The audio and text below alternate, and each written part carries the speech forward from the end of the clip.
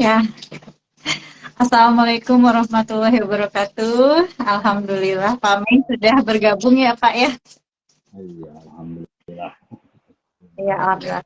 Baik, mungkin bisa kita langsung mulai ya, Pak Mei. Sedikit saya akan membuka acara dulu, Pak Mei, untuk sore hari ini. Assalamualaikum warahmatullahi wabarakatuh. Salam sejahtera bagi kita semua untuk kepada hadirin viewers yang sedang menyaksikan IG Live Dustira pada kesempatan sore hari ini yang bertema masih dengan terkait ini sedang musim kenaikan kelas ya Pak Mei. Jadi kita akan membahas mengenai kesiapan seorang anak untuk bersekolah. Dengan topik kali ini, anakku sudah siapkah bersekolah? Dengan narasumber kita nih sore hari ini.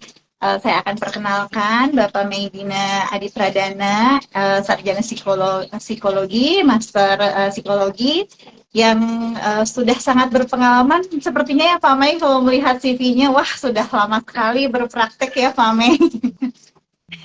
Iya, Pak Meidina ini merupakan seorang psikolog yang berdinas di Rumah Sakit Dustira, dan beliau juga seorang psikolog yang berpraktek klinis di Klinik Jaya Sentosa ya Pak Mei ya, betul. Iya. Bagi viewers yang memang terutama yang tinggal di daerah yang menuju Buah Batu pasti sangat mengenal nih dengan Klinik Jaya Sentosa Pak Mei. Iya. Iya, beliau juga merupakan staf pengajar di Stikes Rumah Sakit Dustira dan STK Indo ya Pak Mei. Beliau menamatkan S1 pendidikan psikologinya di Fakultas Psikologi Unisba dan untuk jenjang S2-nya di Fakultas Psikologi Unpad. Mungkin itu ya Pak Mei untuk mengenal narasumber kita pada sore hari ini. Baik Pak Mei, kita langsung ke topik intinya nih Pak Mei. Udah banyak sekali sepertinya yang penasaran. Karena ini kan memang bertepatan dengan masa-masa tahun ajaran baru dari anak-anak sekolah. Banyak sekali mungkin ibu-ibu di luar sana, orang tua di luar sana yang sedang mulai mencari sekolah, mendaftarkan anaknya untuk ke jenjang sekolah, apalagi yang baru pertama kali untuk bersekolah, entah itu di jenjang pendidikan anak usia dini maupun sekolah dasar dan tingkat pendidikan lanjutan. Nah, Pak Mei, bagaimana nih sebagai dari sisi psikolog, dari keilmuan psikolog, mungkin Pak Mei bisa menjelaskan hal-hal yang terkait erat mengenai kesiapan seorang anak untuk bersekolah. Ya, silahkan Pak Mei. Baik, terima kasih, Dokter. Selamat sore untuk semuanya. Saya ucapkan terima kasih atas kesempatan yang diberikan untuk saya mencoba untuk menyampaikan ya berkaitan dengan apa kurikulum baru ya. Sekarang udah mulai anak-anak masuk sekolah nih. Betul. Apa sih yang dipersiapkan oleh anak-anak untuk anak-anak ini? Sekarang kita lihat dulu perkembangan dari anak-anak sendiri. Jadi ada beberapa aspek yang harus diperhatikan kalau kita lihat ciri-ciri usia anak awal itu kan mulai bisa kita lihat mulai dari usia 2 tahun, 3 tahun, 4 tahun, 5 tahun, sampai 6 tahun ya. Nah, kapan sih anak saya akan bisa disekolahkan atau dimasukkan ke jenjang pendidikan, mungkin pendidikan anak usia dini dulu ya, di awal itu PAUD lah istilahnya. Sebagai orang tua tentunya kita bisa melihat perkembangan dari si anak sendiri, bagaimana si anak ini mulai bisa melakukan hal apa saja sih yang sudah bisa dilakukan. Nah, dari kami dari psikolog itu juga bisa untuk dapat membantu untuk memantau perkembangan dari anak. Nah, ada beberapa hal yang bisa kita lihat dari cara si anak mulai pendidikan, itu bisa kita lihat ada beberapa aspek perkembangan seperti ini, misalkan motorik, kemudian kognitif, secara kognitif, kemudian kemampuan bahasanya, selanjutnya itu emosi. Nanti kita akan bahas satu-satu nih dok. Semua ini sosial dan moral. Nah, itu aspek-aspek perkembangan yang minimal dimiliki oleh seorang anak. Gitu. Siap untuk siap untuk masuk ke jenjang pendidikan. Nah, kita lihat apa aja nih. Tadi ada motorik. Nah, motorik itu apa sih yang dikatakan motorik? Nah, kemampuan motorik itu adalah bagaimana dia mengontrol otot pergerakan, baik itu gerakan besar maupun gerakan halus. Ya. Nah, jadi biasanya kalau anak tuh megang pensil itu alat tulis, kalau awal tuh mungkin begini ya dok ya. Jadi Nah, betul Pak Mei. Gambar tuh begini ya. Gitu. Betul. Kita lihat itu kita jangan langsung jangan megang pensilnya begitu. Gitu ya. Kita lihat dulu bagaimana si anak ini bagaimana lenturnya si tangan itu dalam memegang pensil tadi, alat tulis ya. Nah, terus karena akan terlihat jadi mudah untuk diarahkan untuk motoriknya. Nah, kita lihat dulu, biarkan. Kemudian yang berikutnya adalah di motorik. Masih di motorik itu adalah belum banyaknya keterampilan yang dikuasai, sehingga si anak ini tidak akan berbenturan dengan keterampilan baru yang lainnya gitu. Ya. Nah, kemudian mulai diarahkan nih si anak untuk lebih berani, biasanya lebih berani untuk berekspresi ya biasanya.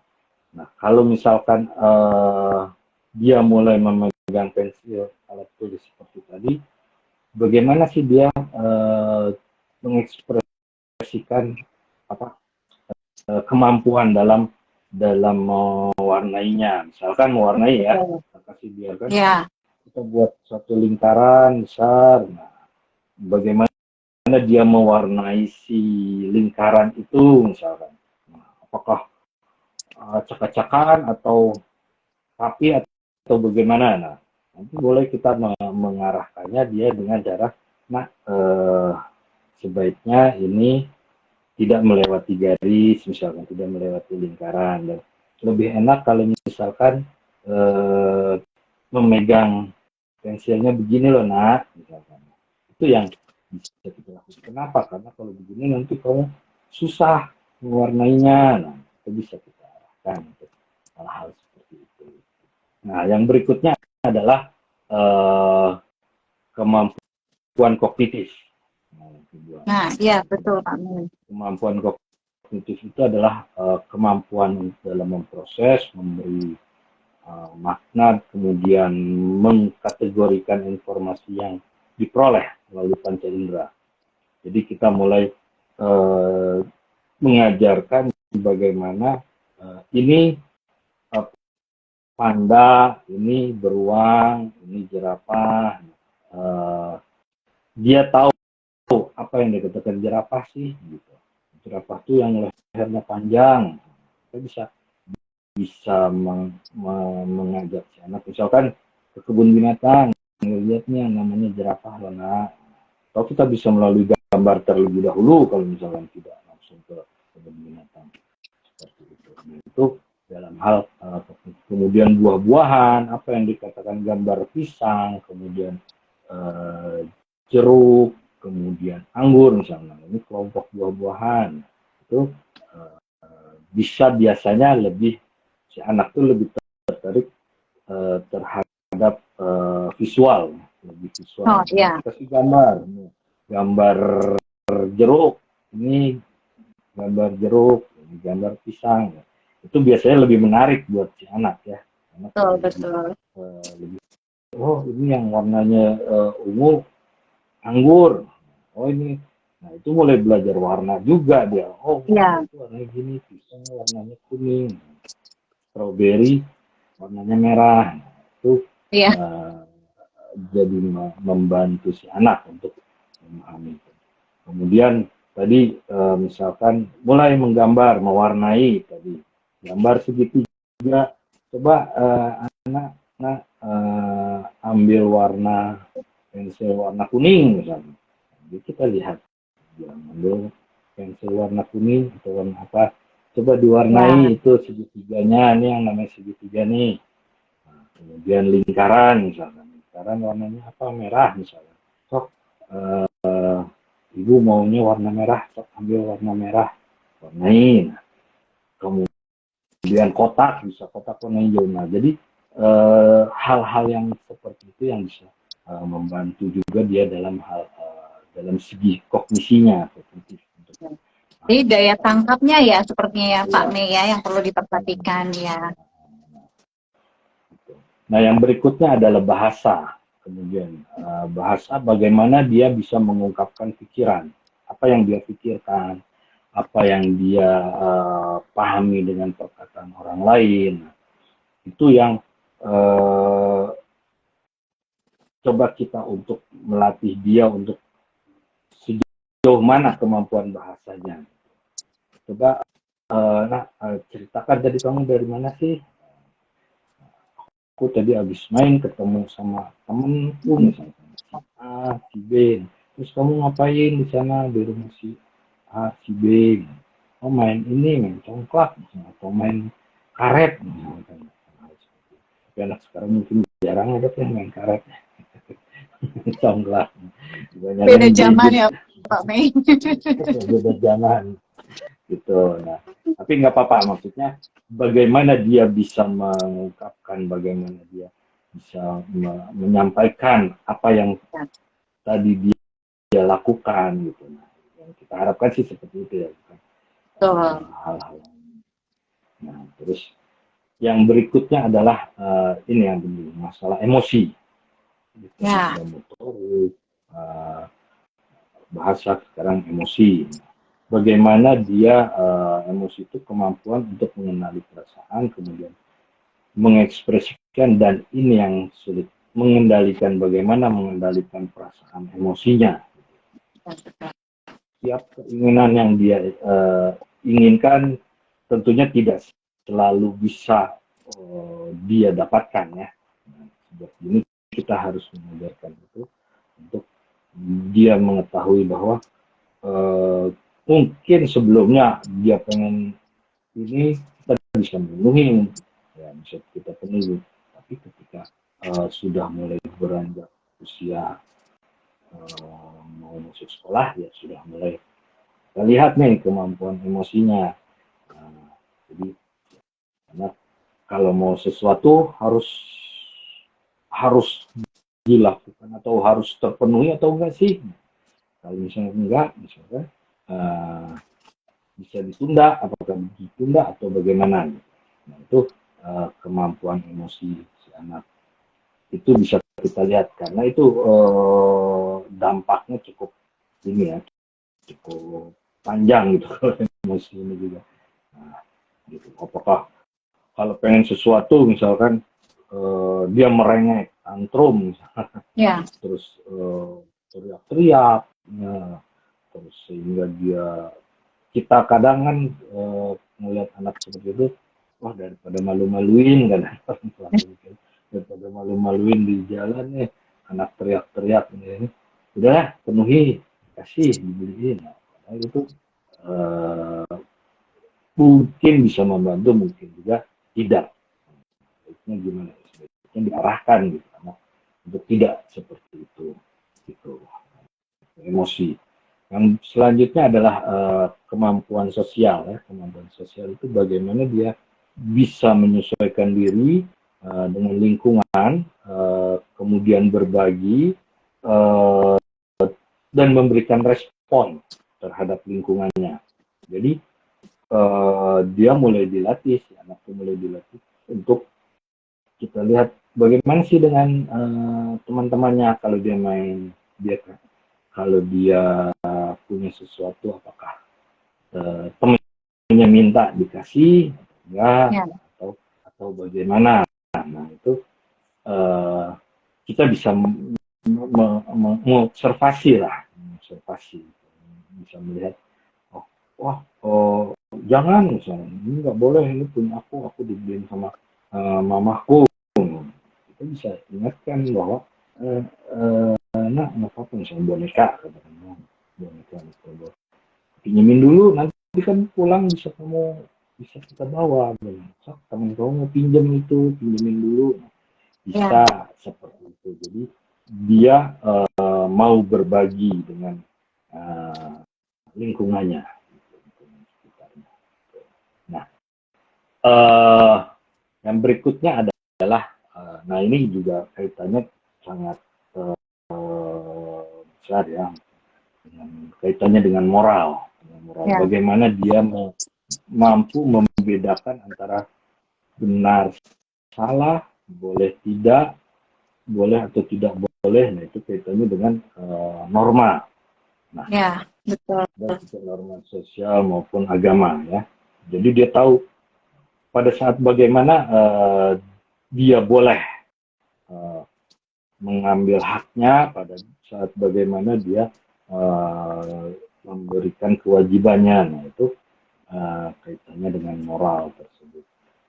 Karena nanti itu juga sama ya, semuanya juga akan dibawa ketika dia dewasa. Nah, hal-hal seperti itu yang bisa kita lakukan. Nah, bagaimana caranya untuk mengoptimalkan itu semua dari tadi 7 aspek tadi. Nah, pertama kita berikan kesempatan dia untuk mencoba, kemudian berikan bimbingan, arahan. Kita biarin dulu dia untuk mencoba mengeksplor dulu kemampuan dia, apa yang bisa dia lakukan. Nah, yang berikutnya adalah memberikan fasilitas. Misalkan seperti tadi anak kita fasilitasi dengan tadi satu hari kita jalan-jalan ke pantai, tadi ke kebun binatang atau ke taman buah. Nah, kita ajak anak untuk ke tempat-tempat seperti itu. Jadi quality time juga ya Pak ya, sekaligus mungkin mengobservasi secara langsung ya sebagai orang tua ya Pak Mei ya sepertinya. Jadi gitu, kita dengan keluarga, dengan anak-anak, kemudian dengan lingkungan juga, mungkin dia nanti ketemu di sana di kebun binatang, ketemu orang banyak, kemudian ketemu dengan berinteraksi ya Pak Mei ya. Betul. Kemudian berikan bimbingan, jadi bimbingan seperti tadi ya, arahan, ya bagaimana cara dia untuk mengatur emosinya, mengatur bagaimana dia dalam bersosialisasi. Nah, yang berikutnya adalah menjadi model. Nah, ini yang sulit kadang. Betul. Orang tua itu kadang, bukan orang tua, saya juga orang tua ya. Kadang bisa ngomong tapi nggak kasih contoh gitu loh. Maksudnya ketika kita misalkan katakan minta tolong lah dengan siapa, misalkan dengan asisten rumah tangga misalkan ya, itu kadang, nah kalau ke si Mbak, kamu harus minta tolong, bilang Mbak tolong ambilin susu, Mbak tolong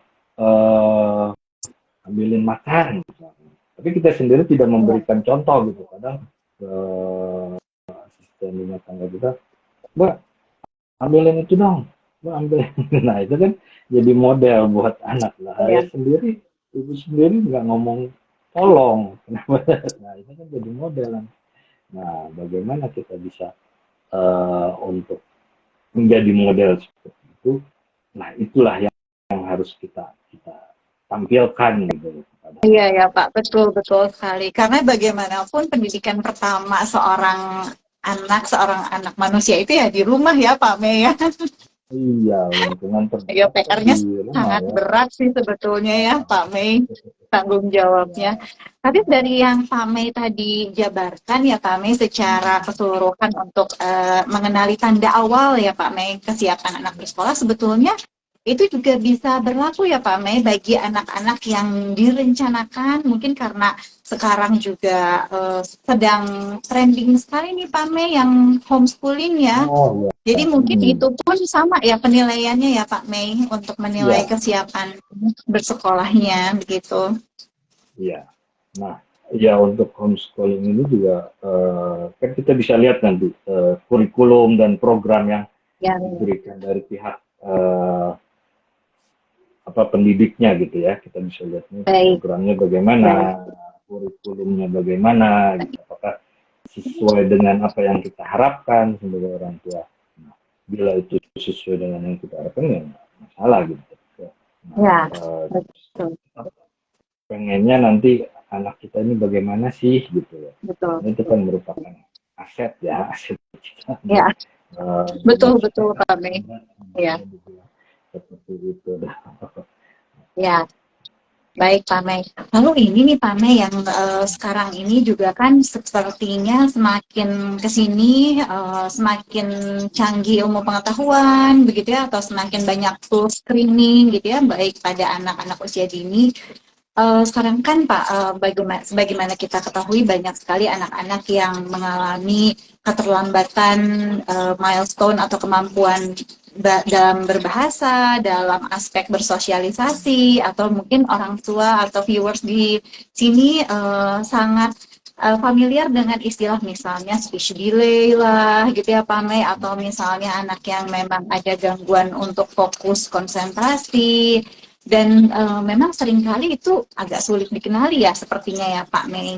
Nah, terkait dengan kondisi itu nih Pak Mei, apakah orang tua apabila misalnya tidak yakin begitu ya aspek-aspek apa saja sih anaknya apakah sudah optimal secara keseluruhan, siap untuk bersekolah di sekolah dasar, dengan adanya keraguan seperti itu, apakah sebaiknya wajib untuk melakukan dulu mungkin apa dari bidang psikologi seperti tes IQ yang dasar sesuai dengan usianya, atau mungkin berkonsultasi atau konseling dahulu untuk prasekolah, itu bagaimana Pak Mei dari sisi psikologi?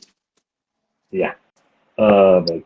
Ya, memang kadang orang tua karena mungkin ada yang terlalu sibuk atau kegiatan sehari-hari itu tidak terpantau selama ini perkembangan si anak sendiri sehingga tiba-tiba udah mau masuk sekolah nih, misalkan udah masuk usia 4 tahun mau masuk PAUD, selama ini ya udah diantar aja ke PAUD, Ya, naik TK, TKA, antar aja terus tinggal TKB, diantar aja tanpa tanpa mengetahui perkembangannya, maksudnya udahlah yang penting kan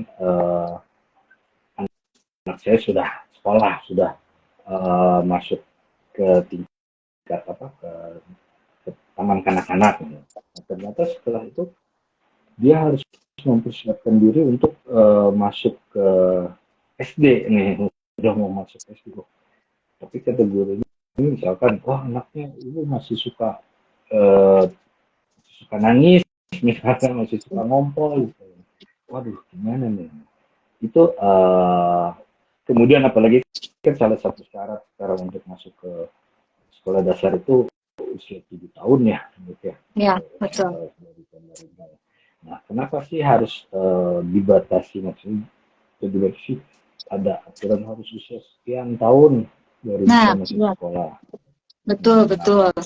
nah kalau dilihat kan usia sekian itu sebetulnya usia 6 tahun 8 bulan atau 6 tahun 9 bulan sudah bisa terlihat tadi tuh kematangan di sekolahnya selama ini.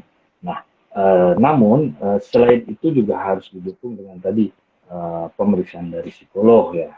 Biasanya harus ada pendukung seperti itu. Nah, biasanya dari psikolog sendiri juga memang kita menyiapkan ada tools untuk melihat kematangan dari si anak itu.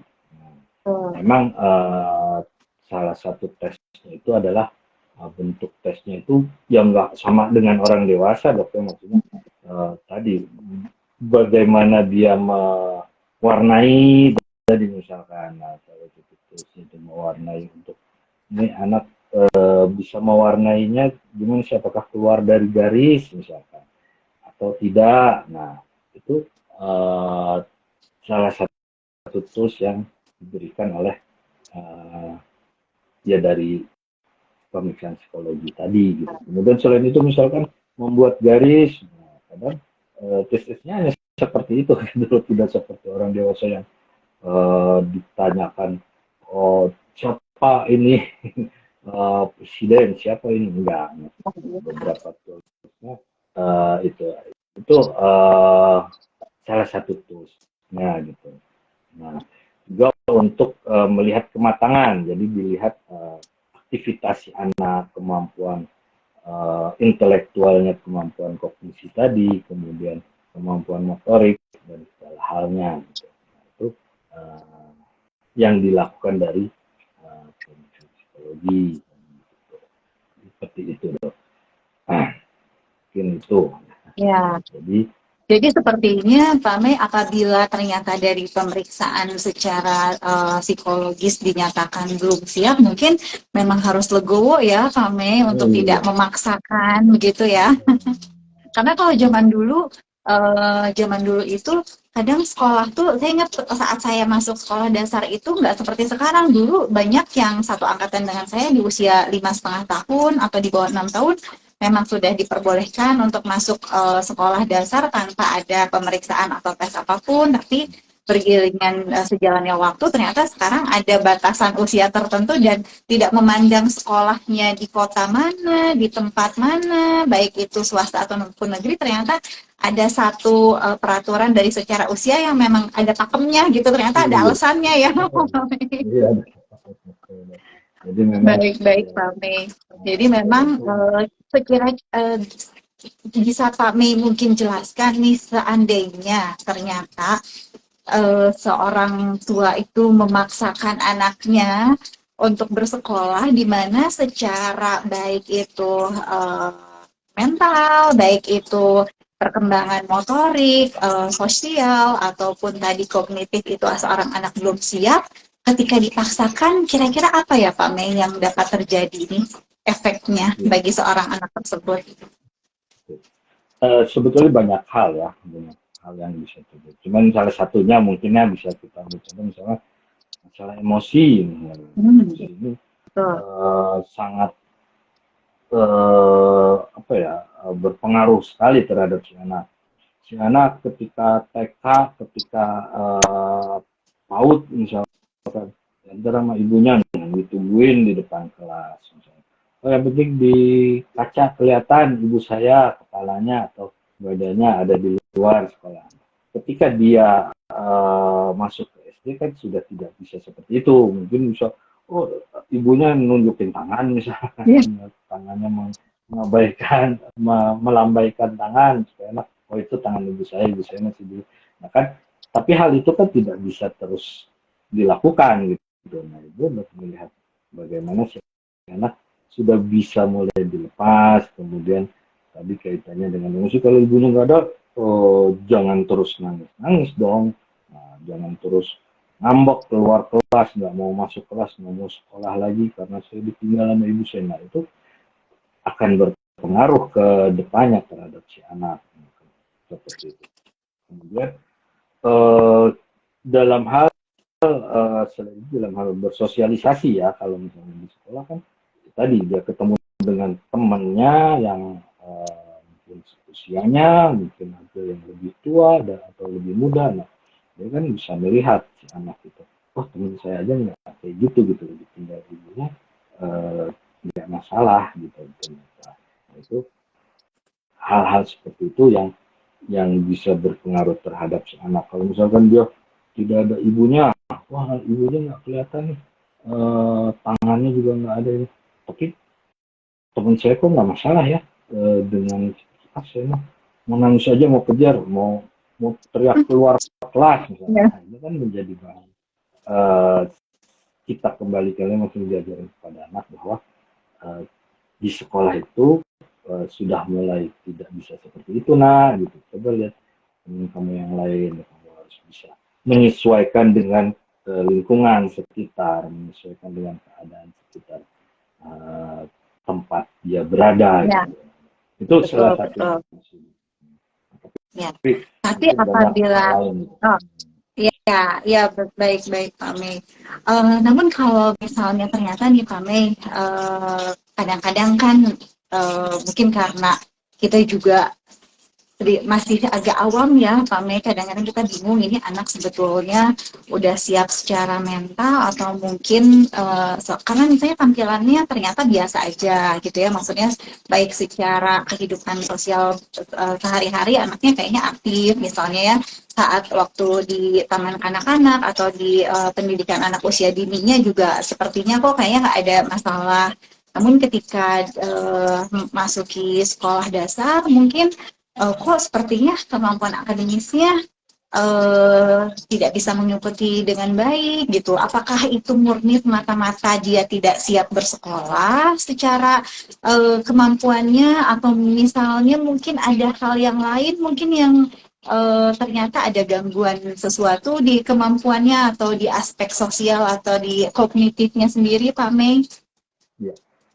Uh, kita bisa melihat mungkin dari tadi segi bahasa ya, dari Ya, bahasa kemampuan bahasa. Kita bisa uh, apa ya, mengevaluasi hari ini apa sih yang sudah kamu lakukan, misalnya gimana nak sekolah kamu hari ini, enak gak, rame gak tadi, kamu punya teman berapa, nah, itu ya, hal-hal kayak gitu kan bisa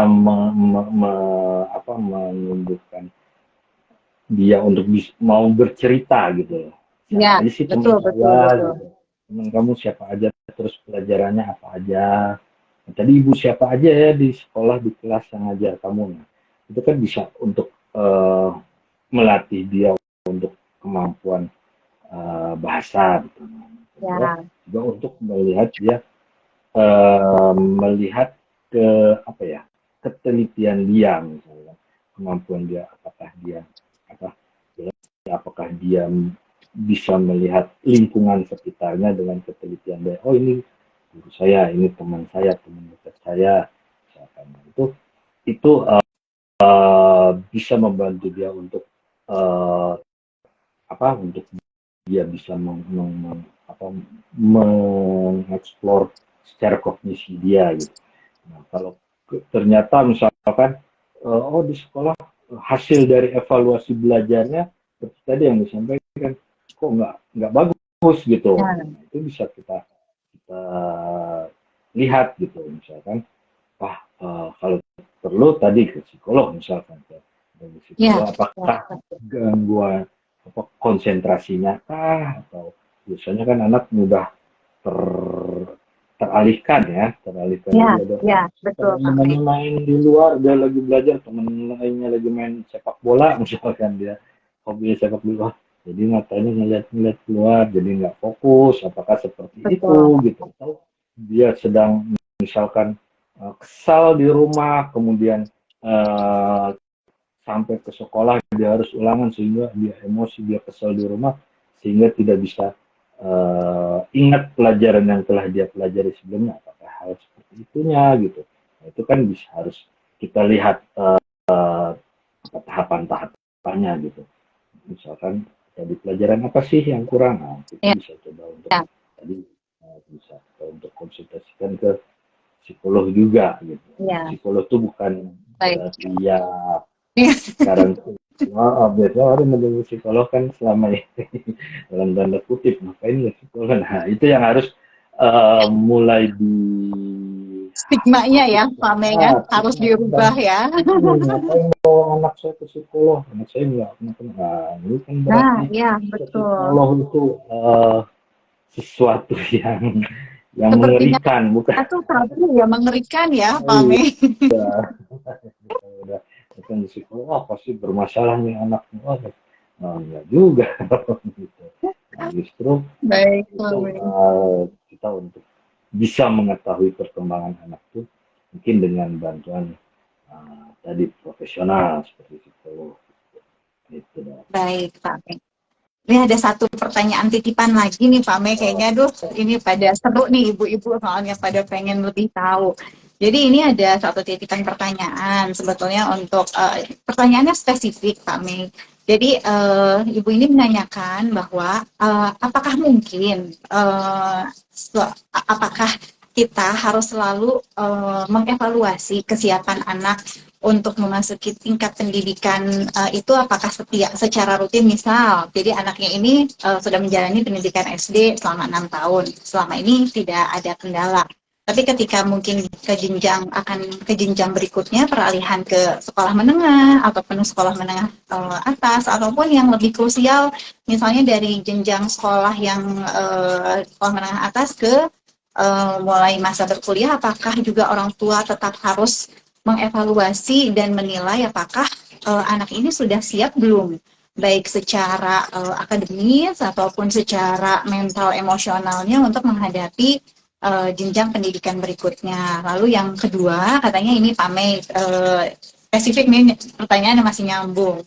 Jadi khusus untuk anak-anak yang remaja, kan pendidikan atas itu sudah mulai spesifik untuk menentukan langkah di masa depannya. Nah, ini ada pertanyaan spesifik, kapan mulai sebaiknya untuk berkonsultasi mengenai penjurusan minat dan bakat pada seorang anak yang sedang menempuh pendidikan SMA? Apakah di akhir kelas 3 sudah terlambat atau lebih baik di kelas 2 atau di kelas 1 begitu Pak Mi?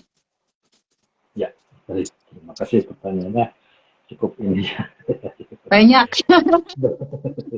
Ya, jadi kalau untuk tadi seberapa sering, maksudnya seberapa sering sih kita harus memeriksakan atau mengkonsultasikan anak gitu perkembangan tentang anak, sedangkan anak itu secara akademik tidak bermasalah atau saja. Nah, kalau sejauh itu tidak ada permasalahan atau tidak menunjukkan apa hasil yang kurang memuaskan sih sebetulnya tidak masalah ya.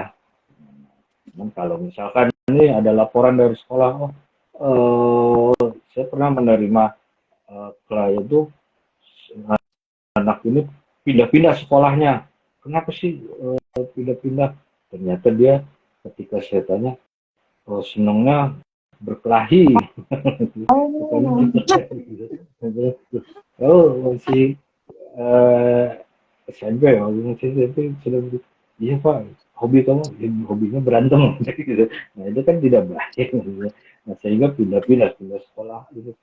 Nah itu kan sudah menjadi salah ya. Nah, itu bisa kita dikonsultasikan ke psikolog, penyaring, coba ikut apa sasana misalkan untuk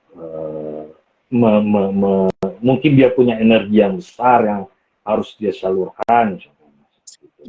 Kemudian kalau masalah nilai misalkan, terlihat nih nilai anaknya sudah mulai menurun. Tadi misalkan, apakah dalam hal apa konsentrasi misalkan dia kurang, misalnya coba dibawa ke kami ke profesional, ke psikolog untuk dilihat, oh nih anaknya ternyata ibu tadi mudah teralihkan, mudah ini, coba untuk lebih fokus lagi anaknya latihannya seperti apa misalnya. Nah, itu bisa dilakukan gitu. Jadi kalau mau rutin ya mungkin evaluasi misalkan SD menjelang SMP misalkan, boleh mangga silakan. Kalau memang dia tidak ada masalah ya, tapi kalau kita lihat dia masalah, dia harus terapi. Sesegera mungkin ya Pak Mei. Ya, sesegera mungkin itu harus rutin ya. Nah, gitu. Nah, kemudian misalkan dari SMP mau ke SMA, lihat untuk kemampuan kognisinya, karena kan kemampuan kognisi itu kalau tidak terpantau, kalau dia misalkan udah tahu nih hasil biasanya gitu, orang tua udah tahu nih hasil anaknya IQ-nya sekian, bagus rata-rata SD misalkan, nah, itu kan sebetulnya tidak, maksudnya tidak selalu di situ kan, maksudnya jadi itu bisa saja meningkat atau menurun gitu kalau selama dia tidak terus diasah gitu, tidak terus Hmm. dikembangkan kemampuan kognisinya. Baik, baik. Jadi orang tua jangan cepat puas, maksudnya udah SD di atas rata-rata, udahlah anak saya udah bagus waktu itu hasil psikotesnya, Jadi udah terbuai ya bagus. Pak Mei ya. Nah, jadi terbuai, tapi kenyataannya dia nggak belajar, dia nggak baca, dia nggak lihat berita.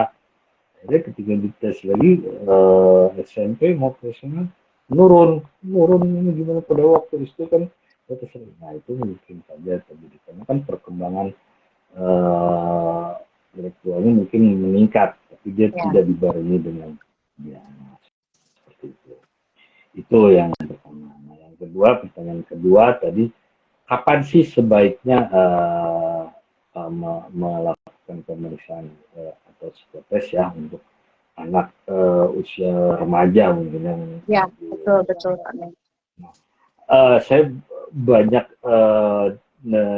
menangani kasus seperti itu ketika anak sudah tadi sudah mulai eh, mau masuk kuliah baru ditanyakan bukan ditanyakan dibawa oleh orang tuanya ke psikolog. Ya.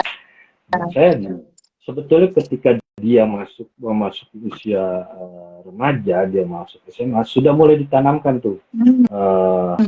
rasa Baik, tanggung baik. jawab dari dirinya. Jadi kita sudah mulai menanamkan, nah nanti kamu kalau mau kuliah ambil yang maksudnya sesuai dengan keinginan kamu misalkan ya. Nah, untuk itu coba kita arahkan untuk dilakukan pemeriksaan psikolog. Itu biasanya sih idealnya di kelas-kelas 2 SMA ya, karena 2 SMA itu sudah Oh, mulai baik, baik. dia melihat mau kemana sih gitu loh. Dia karena apa? Pertama kalau di kelas 3 tuh biasanya sudah mulai padat, biasanya Oh, waktunya iya, saya betul, betul. terbentur tuh kalau udah kelas 3 jadwalnya tuh udah mulai padat, jadi hari ini les misalnya, besok les, terus Bimbingan kapan lagi belajar. gitu loh.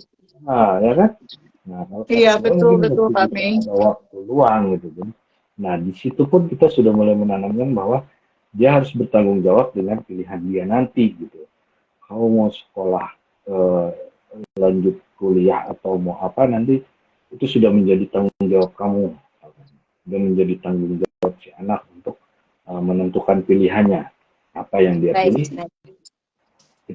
itu tanggung jawabnya gitu. Jadi ketika dia mulai selesai sekolah masuk jenjang perkuliahan, dia sudah bisa menentukan gitu loh, saya pengen pilih ini, pengen jadi apa saya nantinya. Saya harus bertanggung jawab dong dengan pilihan saya gitu. Kalau saya sudah memilih A ya harus saya selesaikan gitu. Karena banyak juga maksudnya, ada juga gitu, nggak banyak ya. Ada juga anak yang gitu ketika ini coba-coba ikut temennya misalnya, sama kan biasanya gitu. Temennya milih ini, saya ikut. Temen milih ini ikut. Nah, sehingga ketika di tengah-tengah perjalanan kayaknya ini bukan passion saya, bukan bagian saya gitu, saya nggak tertarik. Yang Nah kayaknya kan nggak sudah merasa sayang stres. waktu, nggak seret waktu, tenaga, kemudian biaya, nah, semua kan sudah. Nah, makanya dari sebelum itu kita biasanya kita arahkan teman-teman sedini mungkin gitu saat-saat seperti itu gitu. Biasanya sih idealnya di kelas 2 ya, kelas Oh, 2 ya, SMA biasanya gitu. baik, Nah, baik. tadi beberapa hal tadi gitu, entah waktu, Ya, kemudian kesibukan gitu, kesibukan dia gitu.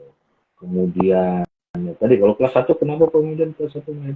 Boleh saja, cuman kan nanti dia akan kelas 2 akan mulai menemukan lagi tuh eh, apa keinginan dia. ya, Oh ternyata ya. pilihan saya ini loh. Nah, ternyata saya pengen di itu gitu ya.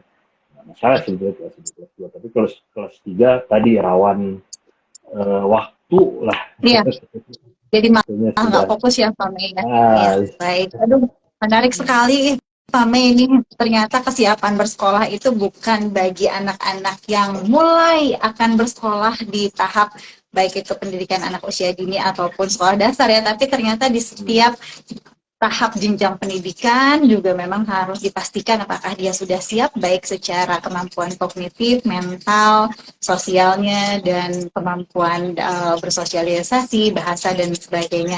Ini sebetulnya sangat menarik sekali, sebetulnya masih panjang ini pertanyaannya. Baik, Pak Mei, ini bagi viewers atau teman-teman Instagram yang sangat tertarik atau ingin mengetahui atau ingin melakukan screening bagi putra-putrinya yang baik itu akan menempuh atau memulai persekolahan ataupun akan menempuh jenjang pendidikan tertentu, bisa berkonsultasi ya Pak Mei kepada Pak Medina ini tadi di Rumah Sakit Dustira di Jalan Dustira Cimahi maupun kalau di Bandung di Klinik Jaya Sentosa ya Pak Mei ya. Iya.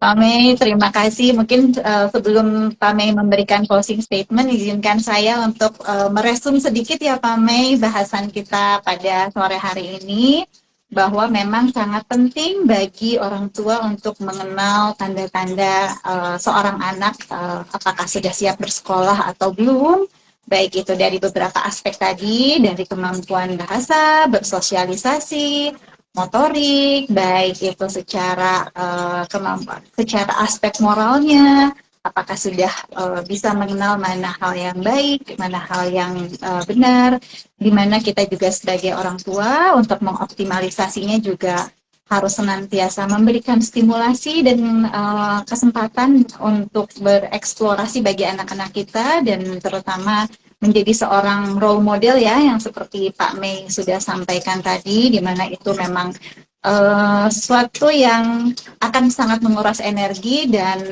tidak mudah ya Pak Mei. Tapi ya sebagaimana memang diajarkan bahwa manusia itu di dunia tempatnya berlelah-lelah ya Pak Mei katanya.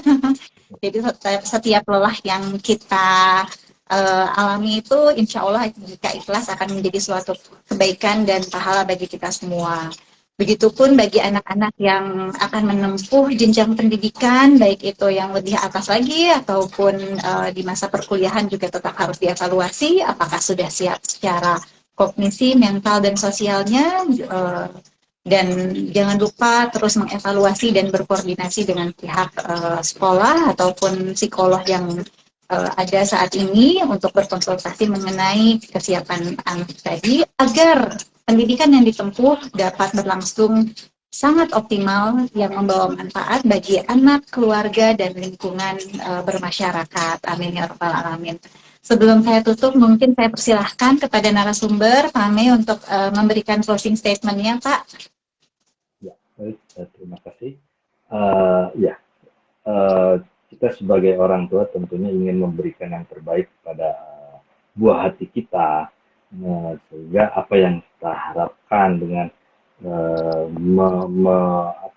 memberikan segala apapun untuk anak kita dalam hal pendidikan, kemampuan dalam hal segala bidangnya itu harus dipersiapkan sejak dini. Karena itu mungkin kita tidak bisa melihat itu secara sendiri gitu, maksudnya kita bisa tadi kembali lagi kita bisa butuh bantuan mungkin profesional, psikolog, sehingga jangan lupa, jangan malu dan jangan tadi stigma datang ke psikolog takut atau malu atau ini sudah harus dihilangkan. Iya betul. Mungkin itu. Iya. Ya, Pak Mei izin, ini ada Ibu Ketua, Ibu Alia menyapa, mengucapkan terima kasih kepada Pemedian. Terima kasih juga kepada Ibu Ketua, Ibu Wakil, dan seluruh ibu-ibu anggota maupun pengurus Persib Kartika Chandra Kirana Anak Ranting 2 Dustira yang selalu senantiasa mensupport. Semoga IG Live yang ditampilkan senantiasa membawa manfaat bagi masyarakat pada umumnya, dan semoga acara ini dapat senantiasa berkelanjutan. Mungkin itu Pak Mei, sekali lagi saya mewakili Ibu Ketua, Ibu Wakil, dan seluruh ibu-ibu anggota mengucapkan terima kasih banyak. Kepada viewers Instagram Live juga saya mengucapkan terima kasih banyak atas waktunya, semoga bermanfaat. Wassalamualaikum warahmatullahi wabarakatuh. Waalaikumsalam.